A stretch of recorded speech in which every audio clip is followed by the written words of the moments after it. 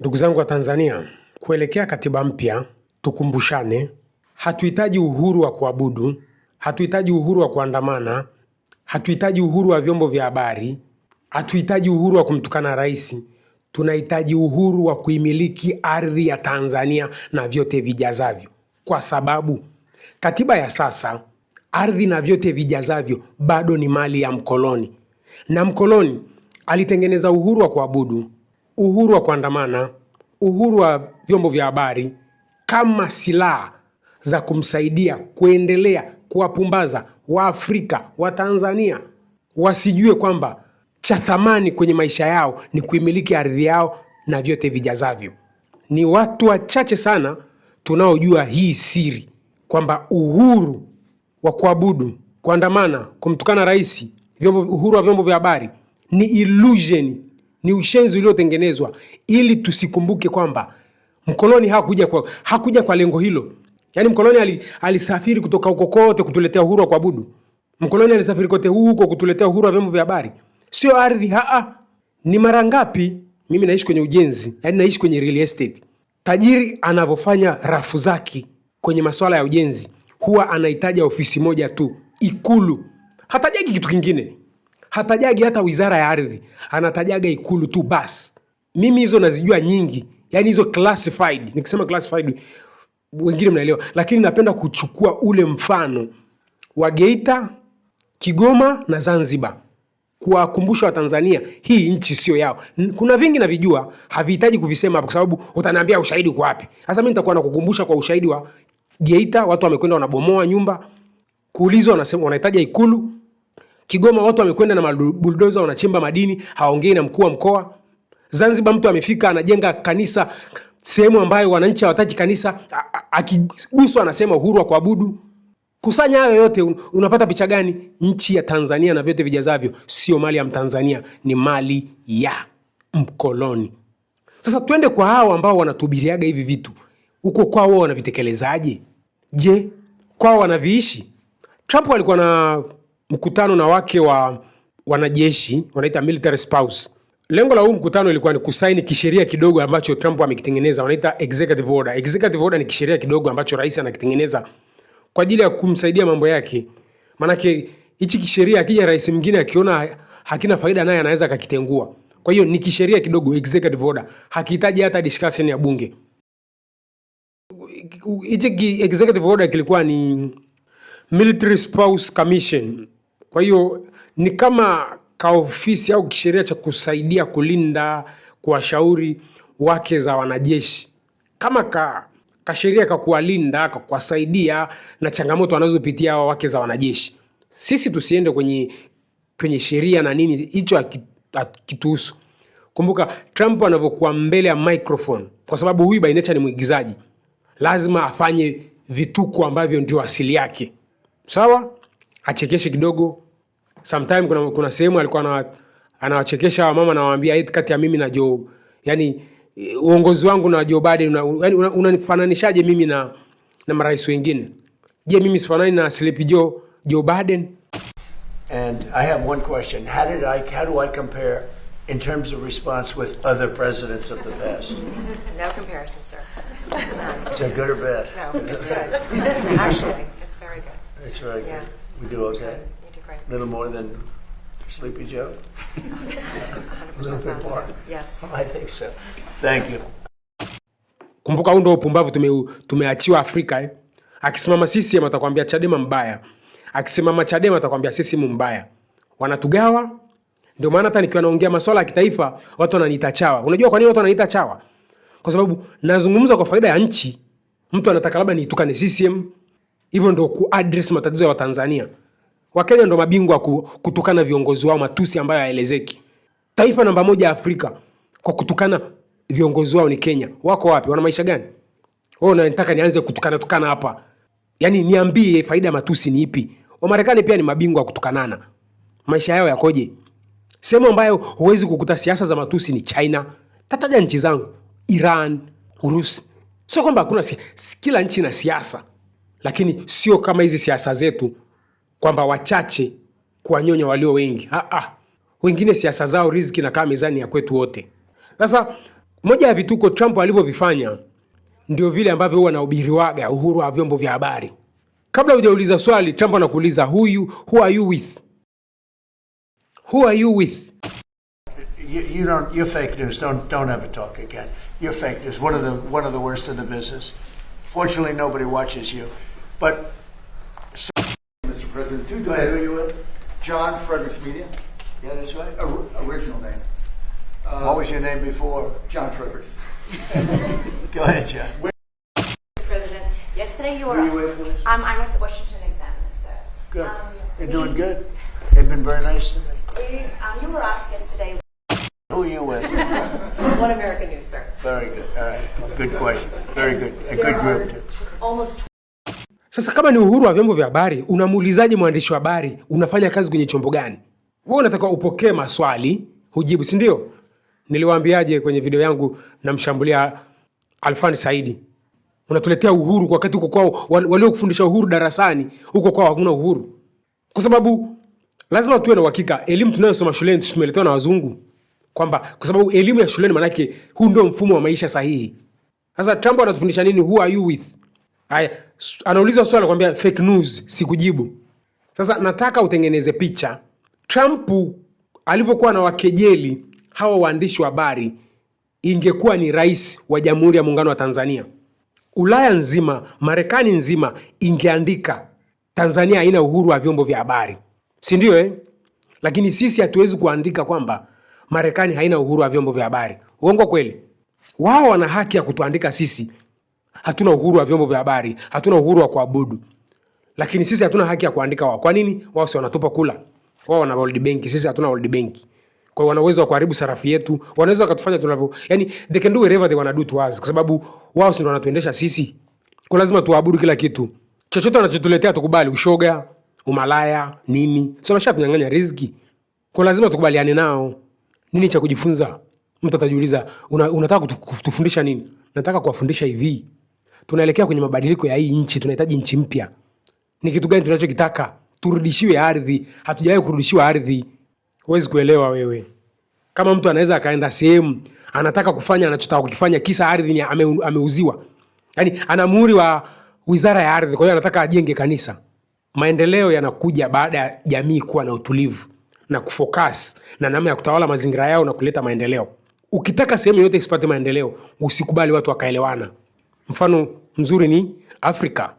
Afrika kwa nini haiendelee? Kwa sababu imetengenezwa mfumo kuto kuendelea.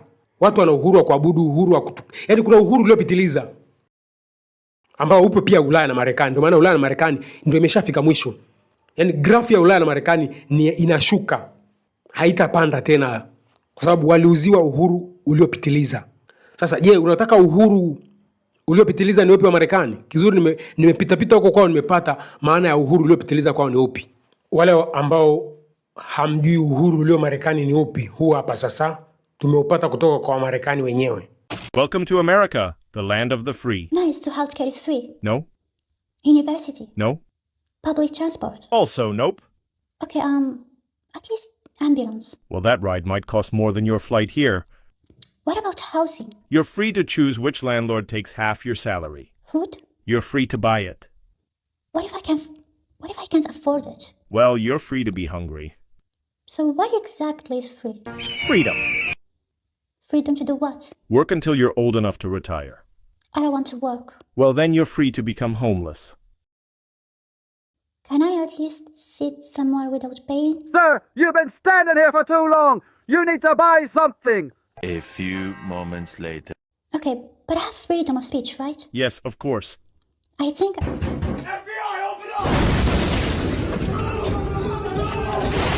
All right, that's enough freedom for today. Next. Karibu Marekani, nchi ya uhuru. Je, afya bure? Hapana. Elimu bure, university? Hapana. Usafiri wa umma bure? Hapana. Je, ambulance nayo bure? Hiyo inaweza ikakugharimu zaidi kweli kweli. Yaani usiguse ambulance kabisa. Je, nyumba makazi ni bure? Una uhuru wa kuchagua ni mwenye nyumba gani achukue nusu ya mshahara wako. Chakula, una uhuru wa kununua chakula. Kama siwezi kununua chakula, una uhuru wa kushinda na njaa. Je, ni kitu gani bure sasa hapa? Uhuru ndio bure. Yaani Marekani uhuru ndio bure. Uhuru wa kufanya nini? Uhuru wa kufanya kazi mpaka unakapozeeka. Sitaki kufanya kazi. Basi una uhuru wa kulala nje, kuwa homeless. Je, na uwezo wa kusimama sehemu bila kulipa? Jamaa akajitokeza kumwambia, umesimama sana hapo wewe, nunua hata kitu. Wala watu wakupita pita kwenye maduka ya watu. Ndio uhuru wa kujieleza, freedom of speech, uhuru wa kujieleza, uhuru wa vyombo vya habari, free speech. Hiyo ile ya Alfani Saidi ndio ipo Marekani. Uhuru, freedom of speech. Hiyo ndio inapatikana Marekani. Umejifunza nini? Marekani kuna freedom of speech, lakini maisha yako watu wana operate kama mtu anavyo operate TV yake na remote kwa sheria walizozitengeneza. Humiliki chochote ila umepewa freedom ya kuongea, kumtukana rais, kufanya chochote, wewe ongea tu. Lakini linapokuja swala la ardhi, maisha yako ya kila siku, watu wameshagawana. Huo ni uhuru. Ndio watu naona wako busy kutubiria. Tunahitaji uhuru huo. So uhuru wa kumiliki ardhi yetu ambayo wakoloni specifically ndio iliwaleta Afrika. Tushaanza kuambia uhuru wa kuabudu, uhuru wa kuandamana, maridhiano. Yaani ule ushenzi wote wa Kenya ndio wa Tanzania taratibu tunaanza kujazwa. Tutakuwa ni wapumbavu kupitiliza kuto kujifunza kutoka kwa Wakenya. Kenya na Marekani ndio watatufundisha namna kupata katiba mpya. Huku pia tukiangalia wa China, wa Rusi na wa Iran. Yaani tukitumia vizuri Kenya, Marekani, China, Urusi, Iran, tutapata jawabu ni katiba ya aina gani tunahitaji. Niwakumbushe wa Tanzania, kilichomleta mkoloni Tanzania ilikuwa ni ardhi ya Watanzania, na anaimiliki hiyo ardhi mpaka sasa. Kama mtu anaweza akaenda sehemu akafanya vurugu za ardhi, anakutajia ikulu aliyokalia Mama Samia, yani ikulu ya Dodoma au Dar es Salaam wherever, au uhuru wa kuabudu. Huwezi kuunganisha hapo kupata picha kubwa. Mtu anakuja kwako amevaa ngozi ya kondoo, anaitaka ardhi yako, akishaipata tu anataka yake anachotaka kukiweka, kisa kuna kitu kinaitwa uhuru. Kumbe anayemiliki ardhi yako ni mkoloni. Hatuhitaji uhuru wa kuabudu, uhuru wa kuandamana, uhuru wa kumtukana rais, uhuru wa vyombo vya habari. Tunahitaji uhuru wa kuimiliki ardhi yetu, bandari zetu na vyote vijazavyo katika jina la jeshi la kujenga taifa. Hiyo ndio jumuiya tunayotaka imiliki ardhi ya Tanzania. Kwa sababu hiyo jumuiya ndio itatengeneza sub-jumuiya. Wale tuliolelewa kwenye kanisa Katoliki, mmiliki wa makanisa yote Katoliki nani? Ni Roma. Alafu Roma ametawanyikaje? Kuna taasisi za Roma mpaka kule tunakolala, kule nyumbani, kule residential, wanaita jumuiya.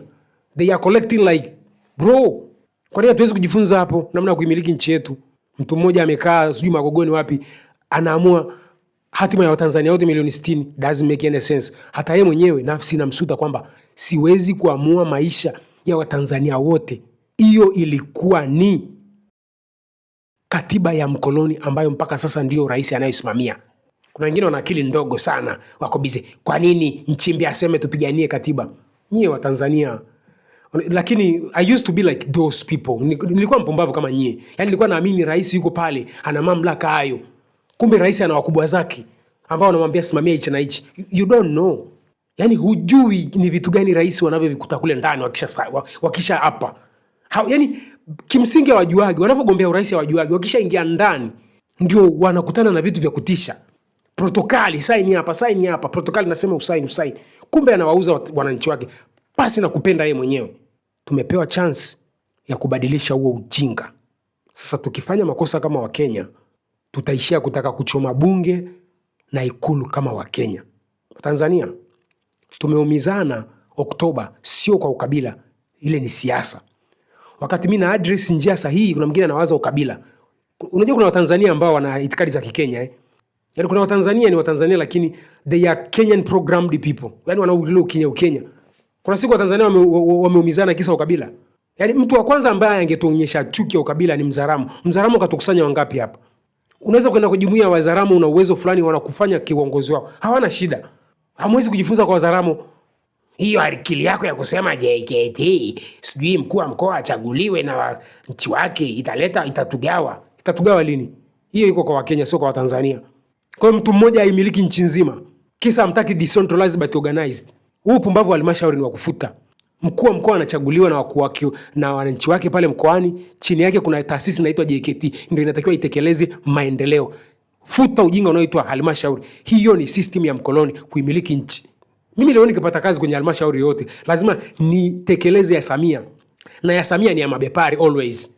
Yaani unavyopewa kazi na Rais Samia unatekeleza vya mabepari, sio vya wananchi wa Tanzania.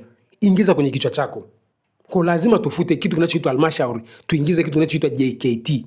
Lazima tutafute namna ya kuua siasa na biashara kwenye ofisi za serikali. Tunauaje? Nipe idea ambayo naamini kwamba we can remove the politicized and commercialized government departments. Sababu ofisi zote za kiserikali zinajiendesha kisiasa na kibiashara. Ukiingia kwenye ofisi yote ya serikali, kama una fedha huwezi kuhudumiwa. Kama huna mtu maarufu kwenye CCM ambaye utamtaja pale, bana mimi nimeagizwa na Nape Nnauye, watu wanatetemeka na kuhudumia. Mimi ndugu yake na Kikwete, unahudumiwa. Kama una hizo, onyesha fedha. Kwani kuna siri kwamba serikali yetu inaendeshwa hivyo? Mimi niko kwenye ujenzi, kuna classified vitu najua. Kwa haina haja kuambia najua hichi. Tunachukua mfano wa Kigoma, mfano wa Pemba kule watu wanataka kufix kanisa kwa nguvu. Mfano wa Geita, kesi za ardhi zisizo na maana. Inatosha kabisa kulay concrete example kwamba ardhi ya Watanzania sio ya Watanzania bali bado ni ya mkoloni. Ambaye unaamini una njia bora zaidi yangu, niambie ni ipi. Sio unanipinga tu alafu hutoi alternative yako. Huko pale kunitukana, kunishtumu. Give me the alternative. If mine is not good, give me yours. Tanzania, tuandae hoja za msingi. Kipenga kimeshalia. Tunataka tubadilishe wapi? Tanzania mpya unataka iweje? Mimi hoja yangu kwamba ardhi kwanza irudi kwetu. Yaani hicho cha msingi, kwa sababu bado ardhi ni ya mkoloni. Mifano ipo hai. Kesi za ardhi, hakuna waziri wa ardhi amewahi kufanikiwa kumaliza tatizo la ardhi.